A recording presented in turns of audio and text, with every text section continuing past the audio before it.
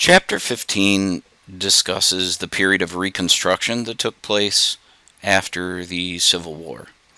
Obviously, it's going to begin in 1865 at the end of the war, and it will continue until 1877. And take particular note of 1877 because we will make reference back to this when we get towards the end of this lecture. If you remember, with the fall of Richmond in April 1865, Abraham Lincoln sat at Jefferson Davis's desk after the fall of Richmond. And a major, I believe, comes along and says, "Mr. President, we have all these prisoners. What should we do?" And he has this very simple response: let him up easy. And this is supposed to symbolize the fair, reasonable, generous peace that Lincoln wanted to offer to the South. Unfortunately, Lincoln's plan for Reconstruction can't be taken and put into effect because he's assassinated shortly after the end of the war. His plan was that readmitted states must guarantee that there will be no slavery any longer. Prior to readmission, 10% of any state's voters must take an oath of allegiance to the Union. That's pretty generous when only 10% of the voting population needs to swear allegiance. This was it. Abolish slavery, 10% swear allegiance, you're back in the Union. After he is assassinated, his vice president, who takes over for him, Andrew Johnson, he tries to honor Lincoln's wishes as best he can. He believes that first, readmitted states must ratify the 13th Amendment. So by this time, it is already an amendment to the Constitution. So each state, before it rejoins the Union, must ratify that amendment. 10% of voters must swear allegiance. This is identical to Lincoln's plan. And he adds to this that some former Confederate leaders, not all, but some leaders, would be stripped of their right to vote, and certainly of their right to be a leader ever again. So Johnson, for the most part, is trying to honor Lincoln's wishes. Congress, on the other hand, is not going to allow that to happen. Congress sees Lincoln's death as their opportunity to punish the South. They do not afford Andrew Johnson the same respect that they would afford Abraham Lincoln. And so their plan, which is Congressional Reconstruction, very formal to call it that. It's more often referred to as Radical Reconstruction because it is the radical Republicans in Congress that are ramming these policies through. So, first of all, no state could deprive a person born on American soil their rights to citizenship or to vote. These eventually are formally the 14th and 15th Amendments to the Constitution. And no military leader or office holder of the Confederacy will ever again run for office. This was addressed in the 14th Amendment. And lastly, the South would be subject to a military occupation. Troops would not be withdrawn until their state had adopted a state constitution that was accepted by Congress. And you can see these military districts here. Virginia, which was kind of seen as the head of the snake, I guess you would say, the center of the Confederacy, had its own military district. The Carolinas had their own military district. Alabama, Georgia, and Florida was the third district. Arkansas, Mississippi is a fourth district. And Texas and Louisiana, a fifth district. And this was the organized way by which the Union Army would occupy the South and enforce radical Reconstruction on Southerners. Andrew Johnson resists these policies. He doesn't agree with them, but even more so, again, he is trying to honor Abraham Lincoln's wishes. Two of the people who lead his impeachment, which was all staged, really, Congress had passed a law that said the president could not fire a member of his cabinet without the permission of the Senate.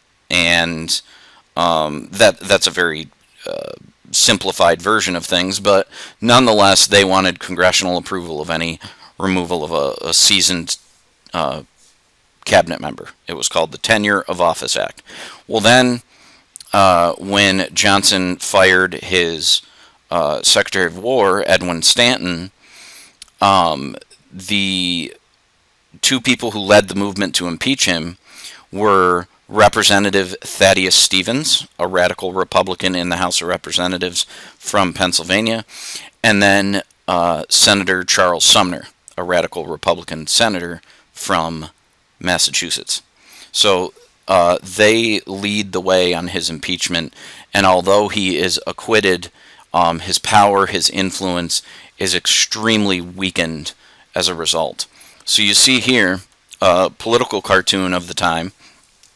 You see Congress, this cannon is labeled Congress, and Edwin Stanton, the man with the beard, and the rod here for loading the cannon, and it's labeled Tenure of Office Bill. And he's going to use this cannon in this Tenure of Office Bill when he gets fired to eliminate Andrew Johnson, who is over here, and he is holding a newspaper labeled Coup d'etat. And people who were supporters of Johnson and who did not want to see him removed over what they saw as an unconstitutional law passed by Congress, questioning his ability to fill his cabinet and maintain his cabinet, they considered what Edwin Stanton and those who opposed Johnson, they considered them to be a part of a coup d'etat. As Reconstruction goes on, people from the North begin to exploit Reconstruction, and the image of the carpetbagger comes to be. This would be a Northerner who moved south to take advantage of the Southern economic and political weaknesses, such as contractors who would get the rebuilding contracts and enrich themselves off of the rebuilding of the South. So local Southerners wouldn't be receiving any of the wealth created by that. It would be Northerners, and they're referred to as carpetbaggers. And so this famous political cartoon of a carpetbagger is on display for you here. And then scalawags are people who cooperated with Northerners. And how were people like this dealt with? Well, it didn't matter whether you were a black man or a white man. You could be lynched for daring to cooperate with what was seen as Northern Reconstruction. A full-fledged white supremacist movement grows out of this kind of hatred. Bitter former Confederates like Nathan Bedford Forrest, who was a cavalry general in the Confederate military, started the KKK. Nathan Bedford Forrest was the original Grand Wizard of the KKK. And other secret societies like the KKK would terrorize blacks and scalawags to maintain a grip of control over Southern society. And you can see a demonstration here of the burning of a cross as a form of intimidation. There were other legal measures taken, and some of those legal measures fall under the category of black codes. These are things that attack a very specific civil liberty, such as owning a firearm, starting a business, curfews appearing in public after sunset, the renting or leasing of farmland, traveling around without a permit, where you could live, which this last one, no Negro or freedman shall be permitted to rent or keep a house within the limits of the town under any circumstances. And this is from a black code in Louisiana. So these are very, very, very specific. And they attack very specific rights of blacks during Reconstruction. On the flip side, you have some other ways of maintaining control, such as sharecropping.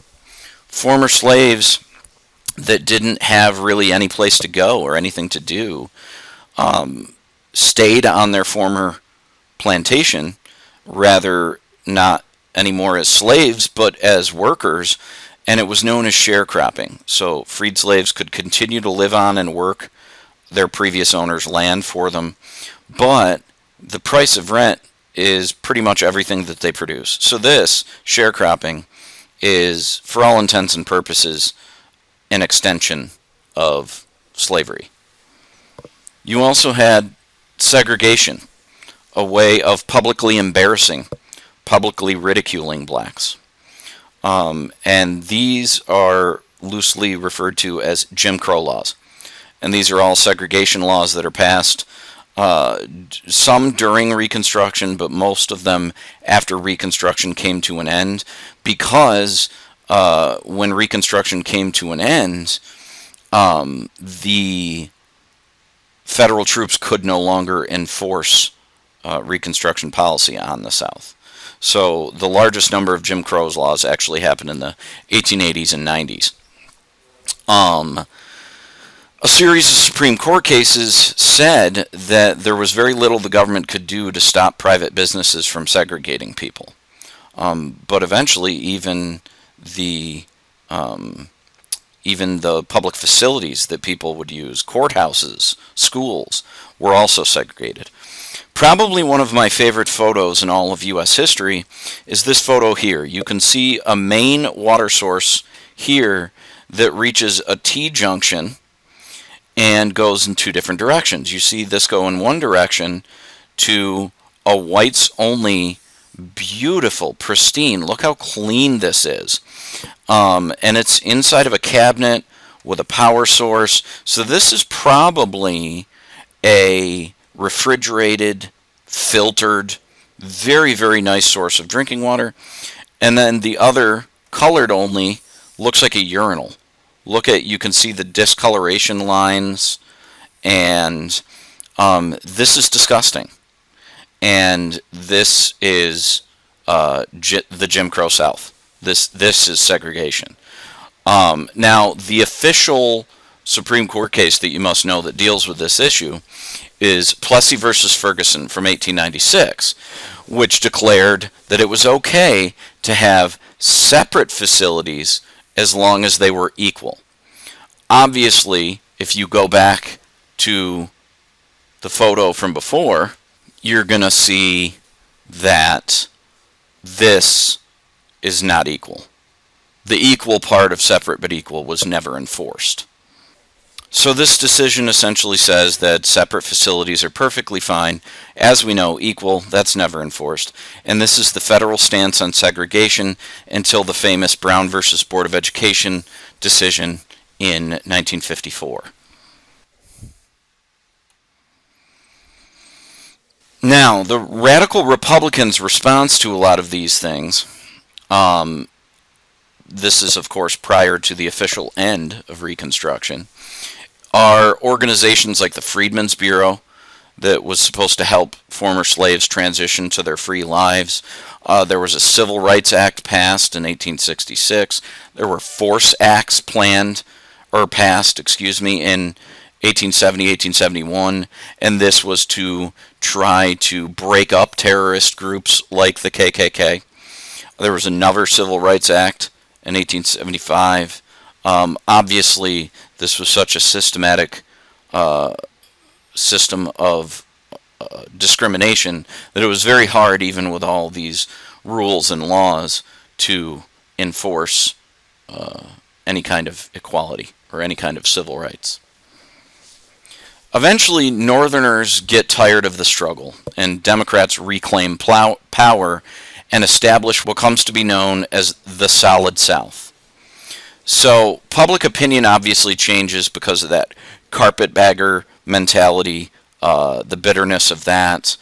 But Northerners, too, there's bitterness in the South, but Northerners are like, is this really worth it? Is it really worth the expense of keeping military troops in the South to protect the freedmen? And so protecting blacks becomes less of a priority. Eventually you see the Amnesty Act. Former Confederates can have their voting rights restored. Any freed blacks who were not legally disenfranchised, and we'll come back to this in a moment, were terrorized by the KKK or other white supremacist groups. So these force acts are very ineffective. They're very hard to enforce. And most blacks submit out of fear to these white supremacist organizations. And all of the above lead to this concept of the Solid South, which is a Democratic stronghold on any elections in the South. So how is it that blacks are disenfranchised? You have literacy tests, poll taxes, and grandfather clauses. So a literacy test meant that you needed to be reasonably educated. You needed to be able to vote. You had to be able to pass a test, essentially, in order to vote in the South. And most former slaves would not be able to pass such a test. Likewise, poll taxes. A voter has to pay a state tax to be able to vote. And then grandfather clauses, because how are you going to protect the poor whites who also can't do either of the things above? Well, if your grandfather was an eligible voter prior to the passage of these laws, then you are an eligible voter. So it's really a very, very complex system that was created exclusively to disenfranchise only blacks. You can see campaign materials of the time period that said that the Democratic platform is for the white man and the Republican platform is for the Negro. So you see that this is advertised, this is open, this is not something that was in any way needing to be hidden.